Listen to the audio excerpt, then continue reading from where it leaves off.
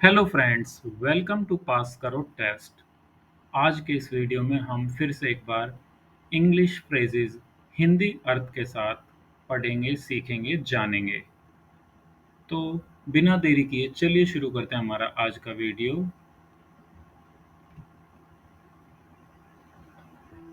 Put off. Put off का English में meaning होता है टू पोस्टपोन और डिले, किसी काम को टालना या देर करना। और इसको सेंटेंस में यूज कैसे किया जाता है? Don't put off your studies until the last minute. अपनी पढ़ाई आखिरी पल तक ना टालो।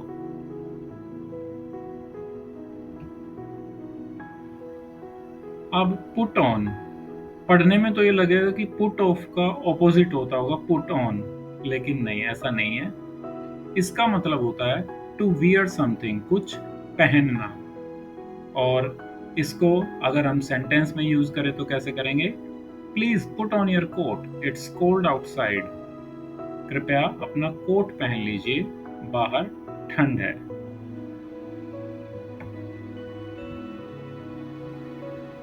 Put out.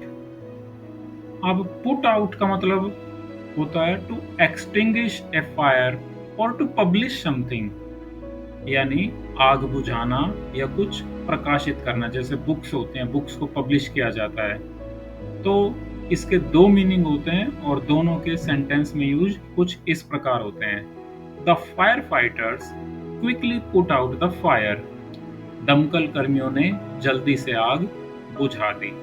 और इसका जो दूसरा अर्थ है, the author has put out a new book. लेखक ने एक नई किताब प्रकाशित की है।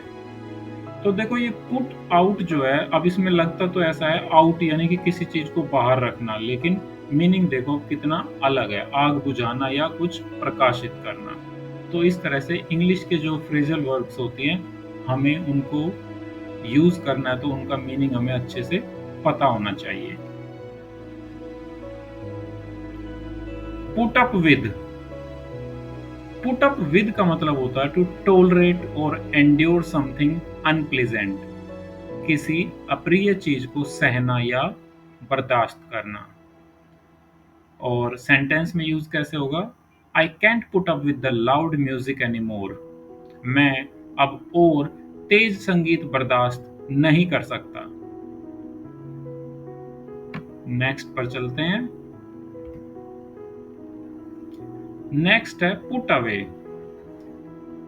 और पुट अवे का अर्थ होता है to place something in its proper storage place, यानी किसी चीज को उसकी उचित जगह पर रख देना।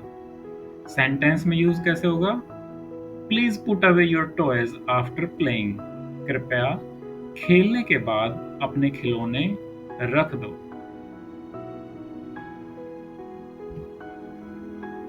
Put across. पुट एक्रोस का मतलब होता है to communicate an idea clearly, यानी किसी विचार को स्पष्ट रूप से संप्रेषित करना, दूसरे तक अपनी बात को पहुंचाना, क्लियरली उसको अपनी बात समझा देना।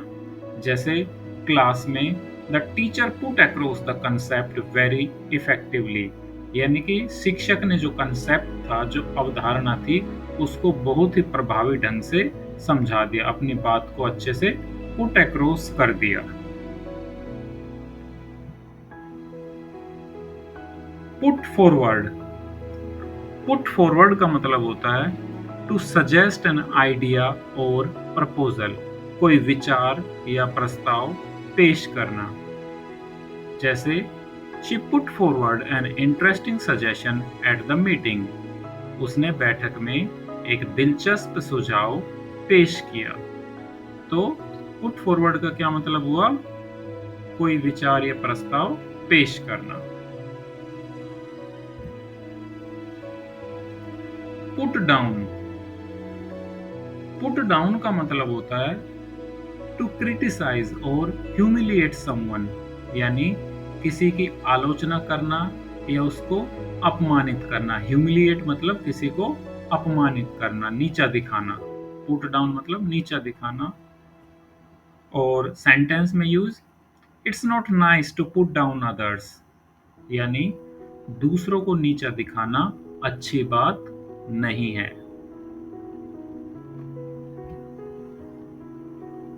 पुट इन, अब पुट इन का जो यूज होता है ये होता है क्या समझाने के लिए कि टू स्पेंड टाइम और एफर्ट ऑन समथिंग, किसी चीज पर समय या प्रयास लगाना, मेहनत करना, अपना एफर्ट को पुट इन करना।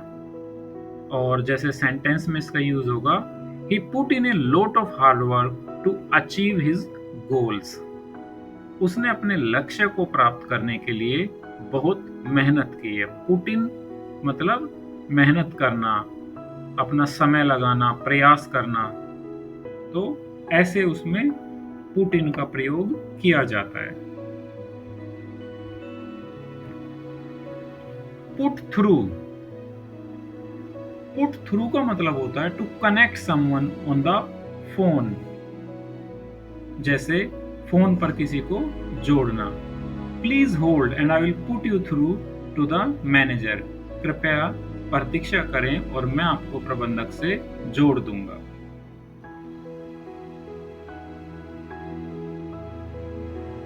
चलिए अब पुट के बाद शुरू करते हैं मेक से बने फ्रेजल वर्ब्स। और यहाँ पर सबसे पहले मेकअप, इसका काफ़ी यूज़ भी होता है।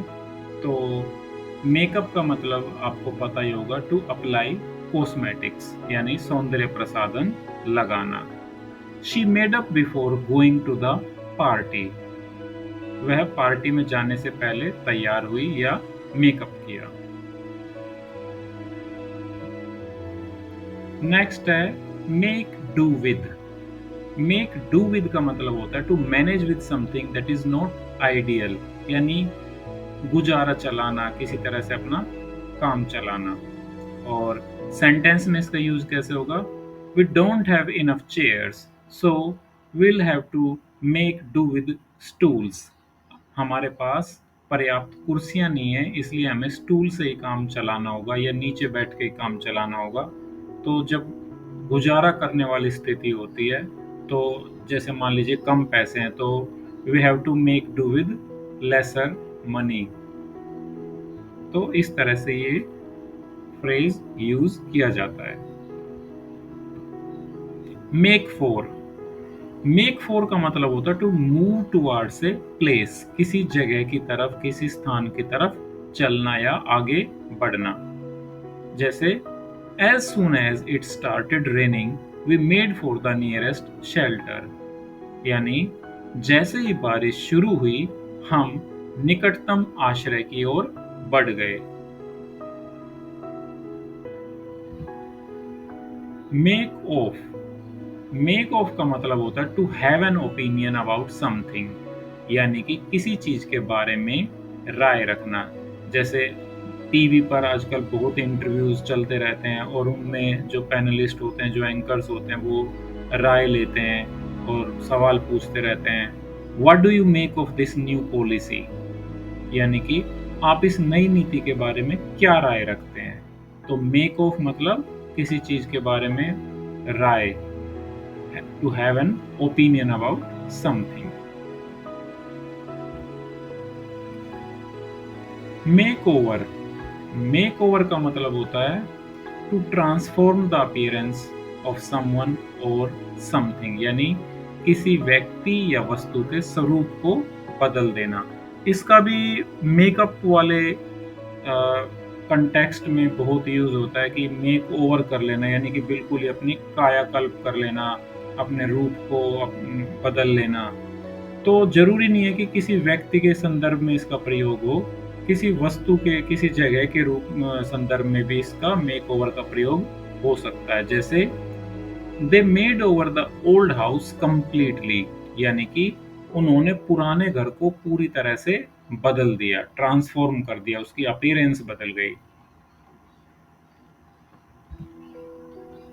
Make away with, make away with का मतलब होता है to steal something and escape, यानी कि कुछ चुराकर भाग जाना।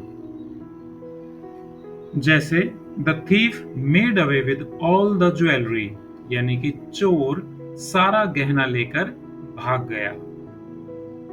मेक अवे मतलब कुछ चुराकर भाग जाना। मेकअप फोर, अब ये मेकअप नहीं, इसके साथ फोर भी जुड़ गया है, मेकअप फोर। और मेकअप फोर का मतलब होता है टू कंपनसेट फॉर समथिंग, यानी किसी चीज की भरपाई करना।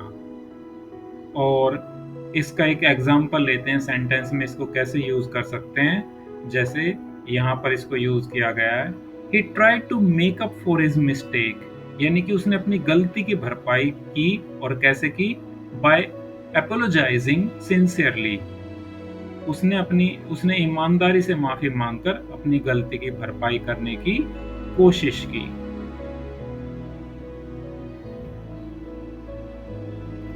अब कुछ एग्जाम्पल देखते हैं गेट के, गेट से बनने वाली फ्रेजल वर्ब्स की। तो एक एग्जाम्पल लेते हैं गेट ओवर। गेट ओवर का मतलब होता है to recover from an illness और ए डिफिकल्ट एक्सपीरियंस, यानी किसी बीमारी या मुश्किल अनुभव से उबरना। और इसका एग्जाम्पल लेते हैं, it took him a long time to get over the flu, यानी कि उसे फ्लू से उबरने में काफी समय लगा। Get along with, get along with का मतलब होता है to have a friendly relationship, यानी मैत्रीपूर्ण संबंध रखना। Do you get along with your neighbours, क्या आपके अपने पड़ोसियों के साथ अच्छे संबंध हैं? तो इस कंटेक्स्ट में गेट अलोंग का प्रयोग किया जाता है। गेट अवे, गेट अवे का मतलब होता है टू एस्केप, और साथ में इसका ये भी अर्थ होता है कि to go on a vacation, यानी एक तो होता है इसका अर्थ भाग जाना, और दूसरा होता है छुट्टी पर जाना, यानी छुट्टियां मनाने जाना, घूमने जाना, वकेशंस पर जाना। तो यहाँ पर जो हम एग्जाम्पल ले रहे हैं वो ले रहे हैं टू एस्केप वाला, भाग जाना वाला। The robbers tried to get away but were caught by the police, जो रोबर्स थे, जो लुटेरे थे, उन्होंने भागने की कोशिश की लेकिन पुलिस ने पकड़ लिया। गेट अवे मतलब भाग जाना या वकेशंस पर जाना। Get through to, get through का मतलब होता है to manage to make someone understand something और to manage to contact someone. दो अर्थ इसके भी होते हैं, और इनके हिंदी में क्या मीनिंग होंगे? किसी को कुछ समझाने में कामयाब होना, या किसी से संपर्क करने में कामयाब होना, अक्सर फोन के द्वारा संपर्क। और इसका यूज कैसे करेंगे हम सेंटेंस में? I tried to get through to him, but he would not listen. मैंने उसे समझाने की कोशिश की, यानी I tried to get through to him, but he would not listen. He would not listen का मतलब हुआ लेकिन उसने नहीं सुना। Get through मतलब अपनी बात किसी तक पहुंचाना, रखना, उसको समझाना। और फोन पर भी इसका यूज होता है कि फोन से संपर्क हो गया मेरा उससे, I get through to him through the phone.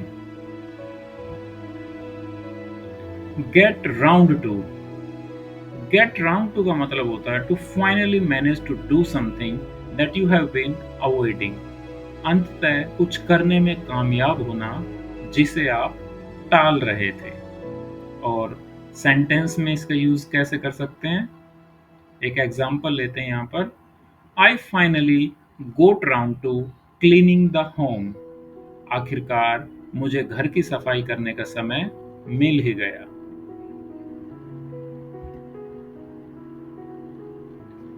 तो फ्रेंड्स, ये थे कुछ एग्जाम्पल्स वर्ब्स को फ्रेजेस में कैसे यूज किया जाता है।